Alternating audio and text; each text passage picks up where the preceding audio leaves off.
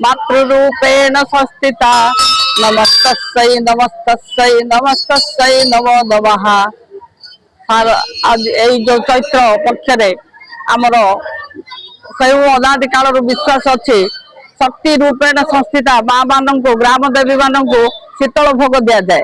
आम छोट बलू देखी आसीचु मंडा अटकाली काकरा भोग जे जार शक्ति माने गजा भुआ ए भोग दि जाए। गजा भुआ कमला सापटा काकुड़ी जो जिन गुड़िक ठंडा विशेषकर मुग जाए गुड़ से बाध्यतामूलक भाव दि जाए समस्त जो माँ मानकर आशीर्वाद परिवार संतान मानकर कल्याण मनासी कुटुंबर समस्त समाजर देशर मंगल साधना सब माँ माने उपासना करती।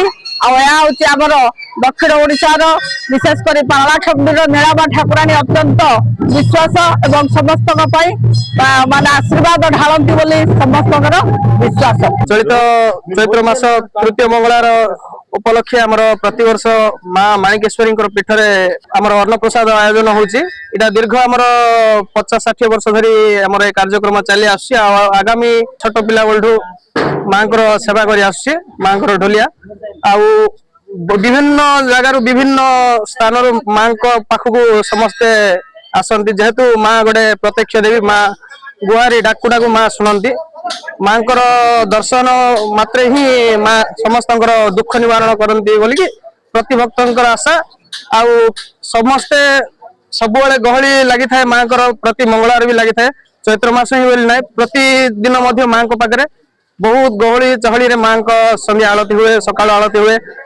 माँ महिमा तो पारलाखिमुंडी जानी राजा कृष्णचंद्र गजपति पूर्व पुरुष ठारू ही आपण विभिन्न किंवदंती रही माँ को ऊपर आउ कौन कह माँ एमती आगू चली था बोली आम आशा करुचु। आज अन्न प्रसाद कार्यक्रम समस्ते सहयोग समस्त भक्त सहयोग अंकसाई बासिंदा सहयोग बहुत आडंबर चली आगू भी एमती आडंबर चलो बोलिकी समस्त आशा करी माँ पाखे शरणागत हो समस्ते कार्यटा को हाथ को नि जाए।